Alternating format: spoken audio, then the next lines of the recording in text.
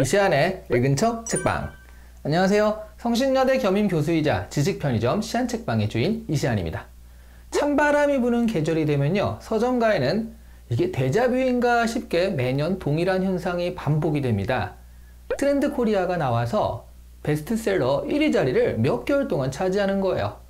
혁신이 없다, 비슷한 책이 너무 많이 나왔다 라고 비판하는 목소리도 생겼지만요, 그 비판하시는 분들조차 때가 되면 마치 습관처럼 트렌드 코리아를 사서 보십니다.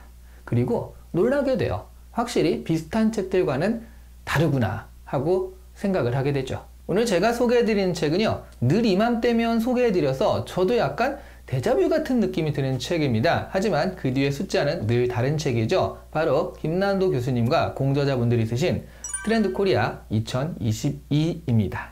내년도 트렌드 코리아의 키워드는요, 타이거, 오와 캣입니다. 이걸 보면 내년이 호랑이띠구나 하고 알 수가 있죠. 늘 12간지의 동물로 이 키워드를 정하니까요. 이 키워드를 우리가 잘 아는 말로 바꾸면요, 모 아니면 도, 이렇게 얘기할 수가 있겠습니다. 코로나를 극복하든 아니면 함께 가든 간에 2022년은요, 전 세계가 앞으로 나아가는 때입니다. 이때 치고 나가서요, 우리나라가 세계에서 1, 2위를 다투는 나라가 될 것이냐, 여전히 10위권 근방에서 만족하는 나라가 될 것이냐, 아니면 심지어 그 이하로 떨어지는 나라가 될 것이냐가 결정될 것입니다. 여기서 제가 언급한 순위는 GDP 기준이죠. 문화적으로 보면요, 넷플릭스 드라마 오징어 게임이나 영화 미나리, 그리고 방탄소년단, 이런 문화현상을 통해 세계 1위를 휩쓰는 것도 가능하다라는 잠재력을 이미 보여주었어요. 경제적으로 세계 9위를 외쳐도요, 뭔가 한국이 세계적인 선진국이다 라는 사실이 잘 와닿지는 않았는데요, 한국의 문화가 세계를 휩쓰는 것을 보니까 우리나라가 선진국일 수도 있겠다라는 실감이 들기도 하거든요. 문제는 이런 기조를 계속 가져가느냐 아니냐는 코로나가 세계를 휩쓸고 간 후 다시 세계가 뛰기 시작하는 내년에 우리가 어떻게 하느냐에 달려있다라는 얘기입니다. 이게 바로 트렌드 코리아의 키워드 타이거와 캣이라는 말이겠죠. 이번에 발표된 10대 키워드는요, 나노사회, 머니러시, 제가 좀 이쪽으로 보는 게 낫겠네요. 나노사회, 머니러시, 득템력, 러스팅 라이프, 헬시 플레저, 엑스틴 이스백, 바른생활 루틴이, 실제감 테크, 라이크 커머스, 내러티브 자본, 이렇게 10가지입니다. 조어드리긴 하지만요, 얼핏 들어도 대강은 무슨 말인지 알만한 말들인데요, 개별 키워드들에 대한 자세한 설명은 트렌드 코리아 책을 사보실 것을 권해요.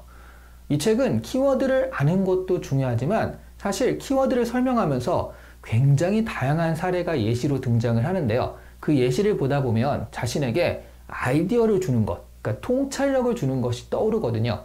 예전부터 제가 트렌드 코리아 시리즈를 좋아하는 이유도 그것입니다. 독서할 때 시간이 걸리는 책 중에 하나가 바로 이 책이에요.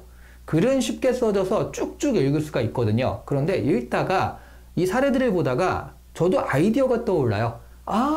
이럴 수도 있겠구나 라고 하면서 책을 덮고 내 사업에 또 내 생활에 어떻게 적용할 것인가 생각을 좀 하느라고 볼 때마다 시간이 조금 걸리는 책입니다.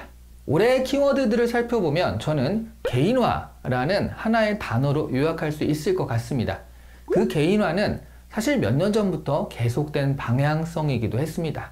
그런데 점점 개인화가 진행되어서 그것이 나노 단위로까지 개인화될 수 있는 것은요, 기술력이 점점 뒷받침되고 있기 때문이에요. 그래서 크게 보면 개인화와 그것을 뒷받침하는 기술의 발달이라고 정리할 수 있을 것 같네요. 개인화라는 것은요, 사회와 회사가 내 생각 단위의 주체가 아니라 개인, 자기 자신이 생각 단위의 주체가 된다라는 얘기거든요. 그러니까 자기 자신의 생존을 위해서 일단 돈을 확보해야 되니까 대놓고 돈을 추구하고요, 파이프라인을 구축하고 싶어하는 머니러시가 생길 수밖에 없게 되었죠. 자기 자신을 지키고 발전시키고 싶어하는 방향성에서 바른생활 루틴이라는 키워드와 그리고 건강에 대한 관심인 헬시 플레저라는 키워드가 나온 거고요. 자기 자신이 소비의 주체가 되니까 자신의 성향이 무척 중요해지죠. MBTI 같은 것이 굉장히 유행하는 이유가 바로 자신의 성향에 대한 관심이 부쩍 증가했기 때문이에요. 소비 역시 마찬가지입니다. 자신의 취향이 다른 사람들과의 구별을 나타내거든요. 득템력이나 라이크 커머스 같은 것은 남들과 소비의 다름을 보여주는 키워드가 됩니다. 남들과 구별되는 자신의 취향을 대놓고 보여주는 것이 똑같은 아파트 생활에서 벗어나 시골 생활을 꿈꾸는 러스틱 라이프이기도 하고요. 이런 개인화와 그에 따른 소비가 가능한 것은요, 세대론의 원조이자 사실 개인화하면 빼놓을 수 없는 X세대 때문입니다. 처음으로 사회와 국가보다는 자기 자신을 대놓고 앞세워서 이야기하던 세대이기도 했습니다. X세대가 40대, 50대가 되니까요, 그들은 소비력을 갖추고요, 그들의 자녀인 G세대와 쿵짝이 아주 잘 맞는 우리 사회의 허리로 자리 잡았습니다. 상품이나 서비스를 시작하는 것은 MZ세대의 호응을 얻어야 하지만 그 상품이나 서비스가 계속 지속될 수 있는 것은 X세대의 호응을 얻어야 합니다. 그런 면에서 당분간 대한민국의 상품과 서비스 기획은 바로 개인화 1세대라고 할 수 있는 이 X세대를 중심으로 해야 한다라는 거죠. 그런 면에서 나온 키워드가 Xteen is back입니다. 하지만 개인화에 대한 반대급부로요, 사람들은 약하게라도 연결되고 싶은 욕망이 있어요. 그것이 실제감 테크인데요, 메타버스 같은 것으로 서로 가상세계에서 연결되는 것입니다. 하지만 이번 트렌드 코리아의 키워드인 실제감 테크는요, 현실의 감각을 가상에서 구현한다는 것에 포커스를 맞춰서요, 연결보다는 존재감이나 정체성을 찾는다라는 개인화에 조금 더 방점을 찍어서 설명하는 것 같아서 약간은 아쉬웠습니다. 지나친 나노사회가 일으킬 문제점에 대한 해법으로 제시된 것은 아니었으니까요. 그런 해법은요, 마지막 키워드인 내러티브 자본에서 제시되고 있습니다. 스토리보다 큰 개념인 내러티브는요, 세계관 같은 것을 공유하면서 우리가 같은 곳을 지향하고 있다는 약한 연결점 역할을 해주거든요. 이것이 트렌드 코리아 2022가 예측하는 나노사회의 모습이자 해법이라고 할 수 있을 것 같습니다. 트렌드 코리아의 가장 큰 장점은요, 사회와 경제를 그대로 수치로만 해석하는 것이 아니라 인문학적인 관점으로 해석을 한다는 것이에요. 사회와 경제 모두 다 결국 사람이 하는 것이잖아요. 그래서 다른 트렌드서와는 차별이 많이 되는 것 같아요.